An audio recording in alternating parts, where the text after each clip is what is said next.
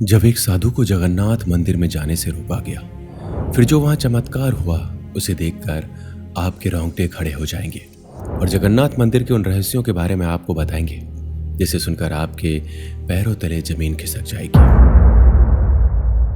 दोस्तों, उड़ीसा में स्थित जगन्नाथ मंदिर भगवान विष्णु के अवतार श्री कृष्ण को धरती के वैकुंठ स्वरूप में माना जाता है। माना जाता है कि पुरी का ये पौराणिक मंदिर काफी पुराना है। इस मंदिर से जुड़ा इतिहास काफी हैरान कर देने वाला है। धार्मिक मान्यता है कि जगन्नाथ मंदिर की मूर्तियों में आज भी भगवान श्री कृष्ण का दिल धड़कता है। सनातन परंपरा में जगन्नाथ मंदिर को वैष्णव परंपरा का सबसे बड़ा तीर्थ स्थान माना जाता है। आस्था के इस धाम पर प्रतिदिन देश विदेश से हजारों की संख्या में तीर्थयात्री भगवान जगन्नाथ के दर्शन के लिए पहुंचते हैं। पुरी का यह मंदिर भगवान कृष्ण को समर्पित है, लेकिन वहां पर उन्हें जगन्नाथ धाम के नाम से जाना जाता है। हिंदू धर्म से जुड़े 4 प्रमुख तीर्थ में से एक पुरी के इस मंदिर में भगवान जगन्नाथ के साथ उनके बड़े भाई बलभद्र और बहन सुभद्रा की मूर्ति के दर्शन होते हैं। एक बार साल 1890 में जन्माष्टमी के दिन पुरना के राजा भगवान को प्रसाद चढ़ा रहे थे। उस समय भगवान जगन्नाथ की छाया न देखकर वो हैरान हो गए।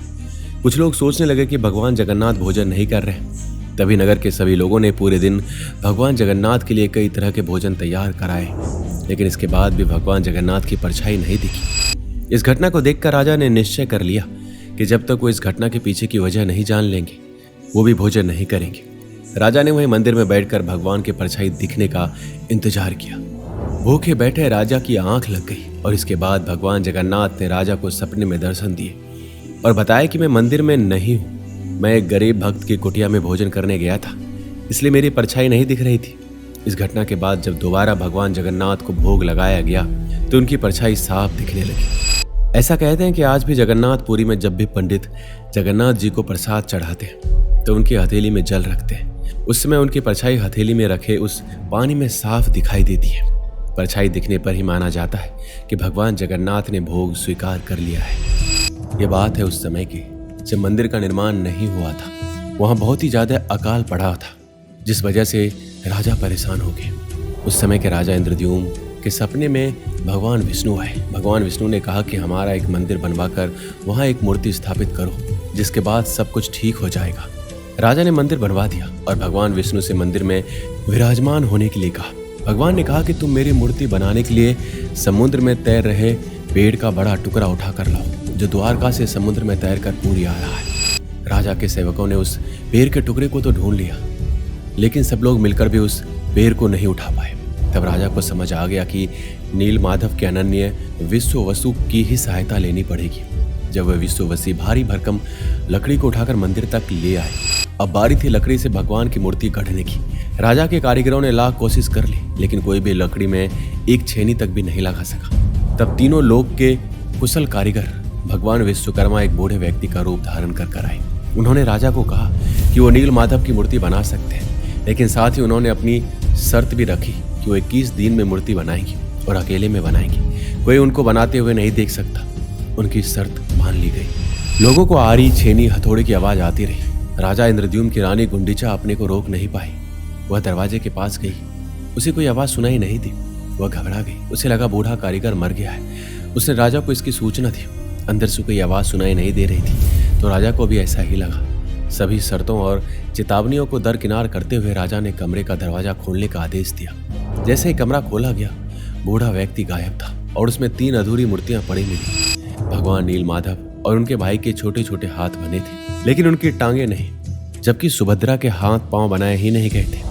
राजा ने इसे भगवान की इच्छा मानकर इन्हीं अधूरी मूर्तियों को स्थापित कर दिया। तब से लेकर आज तक तीनों भाई बहन इसी रूप में विद्यमान हैं।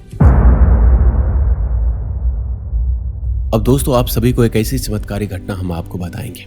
दोस्तों, एक घटना की शुरुआत होती है नीलेश नाम के एक व्यक्ति से, जो भगवान जगन्नाथ के बहुत ही बड़े भक्त थे।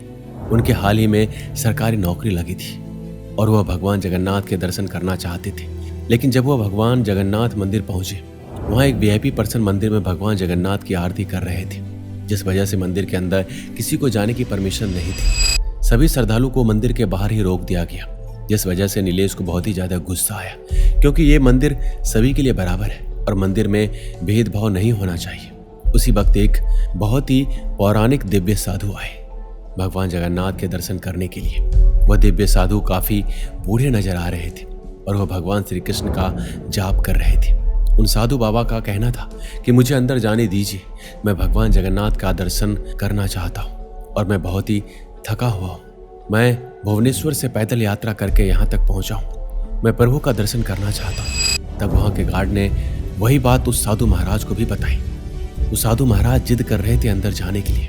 उन साधु महाराज का कहना था, साधु का घर ही होता है मंदिर और तुम अंदर जाने से रोक रहे हो।